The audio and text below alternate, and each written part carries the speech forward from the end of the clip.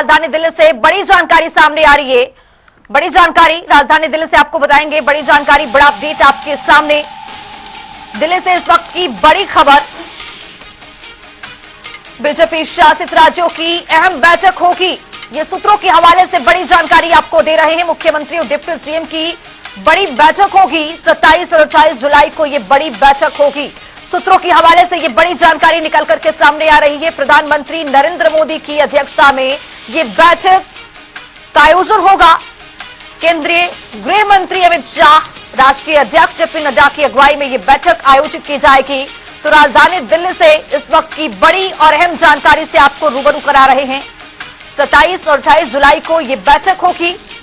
तो वहीं आपको बता दें कि प्रधानमंत्री नरेंद्र मोदी की अध्यक्षता में इस बैठक का आयोजन किया जाएगा। शाह, नड्डा, राजनाथ सिंह भी इसमें बड़े बड़े दिग्गज शिरकत करेंगे। और इसमें आपको बता दें कि मुख्यमंत्री, डिप्टी सीएम भी इस बैठक में शिरकत करेंगे। अब देखने वाली बात यह होगी कि क्या कुछ इस बैठक में निकल करके सामने आता है। लेकिन खबर ये कि 27 और 28 जुलाई को अहम बैठक होगी। सूत्रों से ये बड़ी जानकारी आपको दे रहे हैं। प्रधानमंत्री नरेंद्र मोदी की अध्यक्षता में ये बड़ी बैठक, शाह, नड्डा, राजनाथ सिंह भी इस बैठक में शिरकत करेंगे।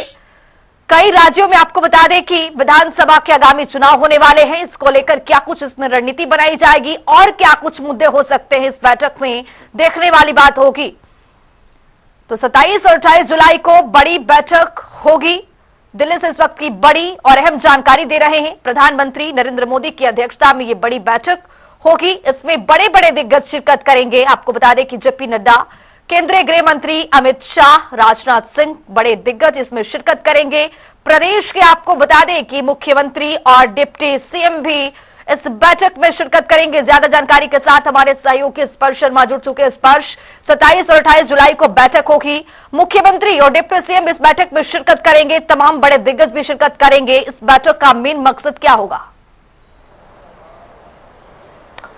देखिए, प्रधानमंत्री ने 27 और 28 जुलाई को भारतीय जनता पार्टी शासित राज्यों के मुख्यमंत्री और उप मुख्यमंत्रियों की दिल्ली में बैठक बुलाई है। इस बैठक की बात की जाए तो जेपी नड्डा भी इसमें मौजूद रहेंगे, अमित शाह इस बैठक में मौजूद रहेंगे और अलग अलग जो शासित भारतीय जनता पार्टी शासित राज्यों के मुख्यमंत्री है और उप मुख्यमंत्री है वो इस बैठक में शिरकत करते हुए नजर आएंगे। हरियाणा के सीएम भी इसमें आएंगे।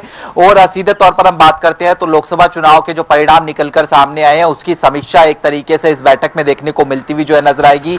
और हम पिछले लंबे समय से देख रहे हैं कि जब से लोकसभा चुनाव के परिणाम आए उसके बाद से सत्ता और संगठन के बीच में एक बेहतर तालमेल देखने को मिलता हुआ नजर आए। इसको लेकर जो समीक्षाएं वो भारतीय जनता पार्टी जो है करती हुई नजर आ रही है। उत्तर प्रदेश का हाल फिलहाल में एग्जाम्पल देख रहे हैं किस तरीके से जो बयानबाजी है वो नेताओं के बीच में जो है देखने को मिलती हुई नजर आ रही है। तो ऐसे में सत्ता और संगठन के बीच में तालमेल किस तरीके से जो है बेहतर देखने को मिलता हुआ नजर आए ताकि उसका सीधे तौर पर फायदा जो है आगामी विधानसभा चुनाव में जो है देखने को मिलता हुआ नजर आ सकता है। इसको लेकर बैठक में चर्चा होती हुई नजर आएगी। और उसके साथ साथ जिन राज्यों, अगर बात की जाए तो उप मुख्यमंत्री और मुख्यमंत्रियों से राज्यों की परफॉर्मेंस के लिहाज से भी पूछा जाएगा कि आखिरकार जो योजनाएं राज्य सरकार चला रही होती है या फिर जो योजनाएं केंद्र सरकार की होती है उनको राज्यों में किस तरीके से इंप्लीमेंट करने का जो कार्य है वो राज्य सरकार करती हुई नजर आए। तो ये कुछ महत्वपूर्ण जो एजेंडे हैं वो आज जो है इस बैठक के देखने को मिलते हुए नजर आएंगे। तो ऐसे में दिल्ली में बड़ी बैठक होती हुई नजर आएगी 27 और 28 जुलाई को, जिसमें प्रधानमंत्री नरेंद्र मोदी जो है तमाम भाजपा शासित राज्यों के मुख्यमंत्रियों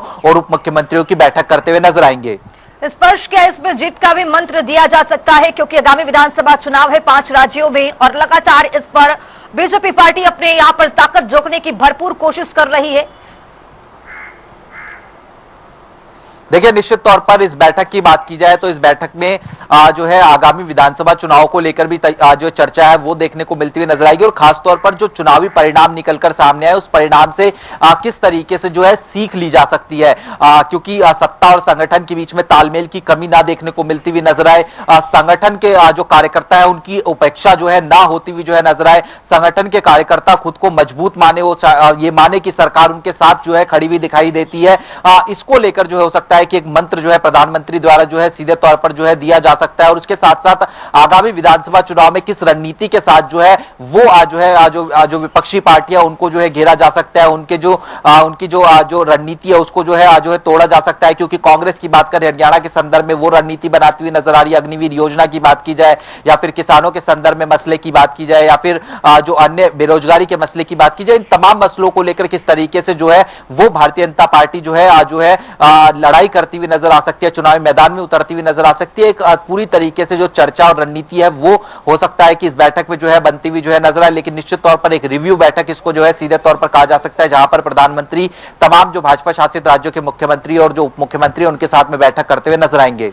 स्पर्श, एक बड़ा सवाल अपने आप में यह भी है कि जो बीजेपी पार्टी अपने आप को अनुशासित पार्टी कहती है और आज तक कांग्रेस पार्टी पर लगातार गंभीर आरोप लगाती हुई आई है कि यहाँ पर संगठन और सरकार का तालमेल नहीं है, लेकिन यही चीज अब बीजेपी में देखने को मिला है। आप देख सकते हैं कि उत्तर प्रदेश में किस तरह का बैठकों का दौर जारी रहा है, किस तरह से डिप्टी सीएम और मुख्यमंत्री को लेकर के यहाँ बुलाया गया, तमाम तरीके की बैठकें हुई। उसको लेकर क्या ये बीजेपी में जिस तरह से लोकसभा चुनाव में जिस तरह से संगठन और सरकार के बीच में तालमेल नहीं बैठी और लगातार ये सामने खबरें आने लगी और कांग्रेस पर गंभीर कई आरोप, इसके बीच में आप क्या देखते हैं कि बीजेपी में भी कुछ चल रहा है?